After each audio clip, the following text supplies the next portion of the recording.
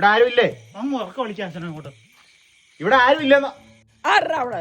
ഓ, ഇവിടെ ഉണ്ടായിരുന്നോ? ഞാൻ എന്റെ പെണ്ണിനെ വിളിച്ചിറക്കിക്കൊണ്ട് പോകാൻ വേണ്ടി വന്നതാ. ഇറങ്ങപ്പെടാ, നിന്റെ കാലിൽ രണ്ടും തല്ലി ഓടിച്ച് വേലിപ്പന്തലേ തൂക്കും.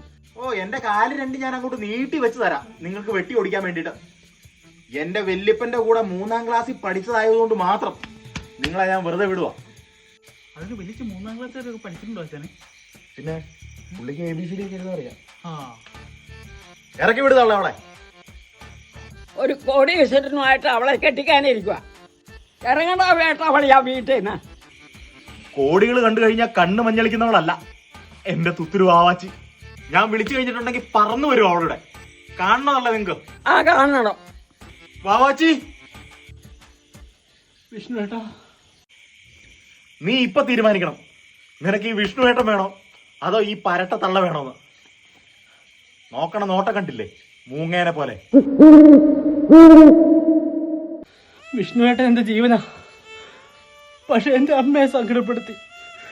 ഞാൻ ഒരിക്കലും വിഷ്ണു ഏട്ടന്റെ കൂടെ ഇറക്കി വരില്ല.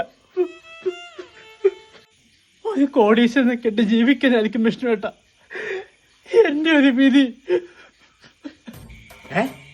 അപ്പൊ നീയല്ലേ പറഞ്ഞേ ഈ തള്ളേനെ കൊണ്ട് പൊറുതിമുട്ടി ഇതിന് ഭാഷാണം കൊടുത്തിട്ടാണേലും എന്റെ കൂടെ ഇറങ്ങി പോരുന്നു. ആ, അങ്ങനെ പറഞ്ഞോ? ഇറക്കിക്കൊണ്ട് പോടാ ഈ കഴിവറ മോളെ. അങ്ങനെ പറയുന്നതല്ലേ, എന്നെ ഒരു കോടീശ്വരന്റെ കൂടെ നിങ്ങൾ ജീവിക്കാൻ സമ്മതിക്കില്ലല്ലേ?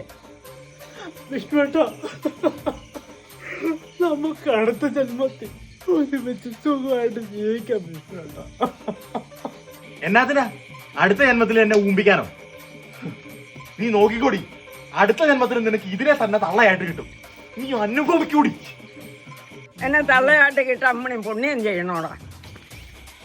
അയ്യോ, ഒരു പുണ്യ ജന്മം. മദർ തെരേസ ആണല്ലോ.